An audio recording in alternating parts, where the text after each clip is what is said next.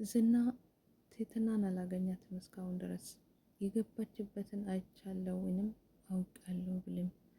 ሰላም ጤና ይስጥልን ውድና የተከበራችሁ ቤተሰብ፣ ትህትና ከዝና በመድብል ምክንያት እንዳመለጠች በባለፈው ክፍል ላይ አይተናል። ዝና ታዲያ ቢከተላትም ትህትናን እስካሁን ድረስ እንዳገኛት አልተናገረም። ነገር ግን የገባችበትን አውቃለሁ፣ የገባችበት ቦታ ገብቼ አመጣታለሁ ስል ነበር። የዝና አለቃም ደውሎለታል፣ ትህትና የገባችበትን ቦታ ገብቶ እንዲያመጣት። ዝና ግን ሌሎችም አሉ፣ ለምን በሷ ቤት ቦታ ሌሎች አይሆንም ወይ ብሎ ጠይቀው፣ አይሆንም እነሱ ገና ምርመራ አድርገው ይሆናል አይሆንም ተብሎ እስከሚባል ድረስ ሰውዬ ይሞታል፣ ሰውዬ ቀዶ ጥገና ያደርጋል። ስለዚህ ትህትና መቅረብ አለባት፣ ትህትና መምጣት አለበት። ሰውዬ ኮማ ውስጥ ገብተዋል ብሏል። ትህትና የኔ እናት፣ የኔ ምስኪን፣ ትህትና ትያዛለች? እውነት ዝና ትህትና ይደርስባታል ወይስ ትህትና ታመልጣለች? ምሳሌ ላይ ትህትና በምን መልኩ ይሁን የምናገኛት? ብታመልጥ ደስ ይለኛል፣ ዳግመኛ የዝና እጅ ባትገባ። ነገር ግን ዝና ትህትና ስልኩን ጥላ ነው የሮጠችው። በዛ ስልክ መሰረት እንዳስመልጧት ደርሶበታል። እንዲሁም መድብልም አጥሩ ስዘል ዋሌቱን ጥሎ ሄደዋል። በዛ ምክንያት እሷ እንዳስመለጣ ደርሶበታል። እንደገና ጦርነቱን ልንጀምር ነው፣ አርፌ ብትቀመጥ ይሻላል ብሎታል ለመድብል። መድብል ግን ሴት ልጅ አይደለችም ወይ? እንዴት እንደዚህ ታደርጋታለህ? በእሷ በሴት አልጨክንም ብሎታል። በዚህ አጋጣሚ መድብልና ትህትና ካመለጠች ቢመቻቸው ጥሩ ነው። ለማንኛውም ምናልባት መርዞ እዛ ታስሮ ስለነበረ ጠበቃ ተብዬው ያው ለዝና እየሰራ ስለሆነ የሞገስን ወይንም የመድብል ወሬ ይዞ መጥቶለት አንተ ጥለህ በሄድከው ስልክ ነው ሰዎች እንደውላ ያመጣችሁ ብሎታል። እኔ ስልኬን ትቼ ብሮጥ ስልክ ቁጥራቸው ማን ነው የሰጣት የሚል መረጃ አስቀምጧል። እሱም ታዲያ መርዞን እዛ ክፍል አስገብቶ ስለነበረ ትህትና መርዞን የሰጣት በማለት ነግተዋል። መርዞ ግን ከኤፍራታ ጋር ነበር። ኤፍራታ ግን አንተ እንደማታውቀውና አንተ እንደማትል ንገረው፣ ግን ደግሞ ማህሌትም እዛ ታስራ ነበረ ብላ ነግረዋለች። ታዲያ መርዞም በአስቸኳይ መምጣት አለበት ብሎ ቢደውልለትና ሄደዋል። ከራሱ ላይም አውርዷል። ምክንያቱም እኔ ምንም ማውቀው ነገር የለም፣ ስልክንም አልሰጠዋትም፣ ምናልባት ማህሌት ስልክ ስታወራ ሰምቻታለሁ ብለዋል። እሱም ነገሮቹ እየተዘጋጁ ነው በማለት ስለ ዘፈኑ ስለ መድብል እያወራች እክስሃለሁ ብላ ደውላለች በማለት ከዝና ሊያመልጥ ችሏል። ዝና ታዲያ እጅ የፈረደባት ማህሌትን ይዟታል፣ ቤት ውስጥ ማስሮ አስቀምጧታል። ታዲያ አንቺ ነሽ ትህትና አሳልፈሽ የሰጠሽው፣ እውነቱን መናገር አለብሽ ብሏታል። እሷ ደግሞ ምስኪን ስለማታውቅ እኔ ምንም አውቀው ነገር የለም አለች።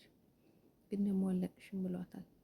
ምናልባት ከራራልኝ ብላ መድብልን በዘዴ ቢይዝልህ በዘዴ እንዲመጣ ባደርጉ በማለት ዝናን አውርተዋለች። ደውለሽ አናግሪ ብላት፣ መድብል ብልጥ አይደለ አራዳ ወንዳ ወንድ፣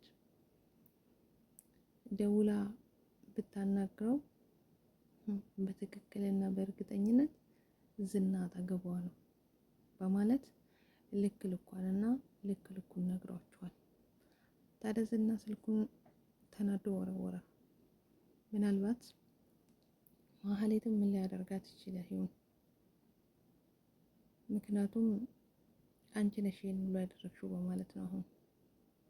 ስለዚህ ለጊዜው ምናልባት ሉላና ሞገስም የት እንዳሉ ቤታቸውን አፈላልጌ እነግርሃለሁ ብሎታል ደላላው። በዛ ምክንያቱም ነው ያመለጠ ሄደ። ስለዚህ ምናልባት እነ ሞገስ ቤት ቢቀይሩና ሉላን በደንብ ቢጠብቃት መልካም ነው። ዝና ከደረሰባቸው መቼም ቢሆን አይምራቸው። ቲትና ምናልባት እየሮጠች ባዶ እግሯን ነው። ምናልባት የሰው ቤት ገብታ ሊሆን ይችላል፣ ወይንም ደግሞ የሆነ ቦታ ተደብቃ ሊሆን ይችላል። ምክንያቱም ዝና ዙረው እንዳለ የሱ ሰዎች ናቸው። እናም ቲትና ሮጣ የምታመልጥ አይመስለኝም። ምናልባት ወይም የሆነ ቦታ ተደብቃ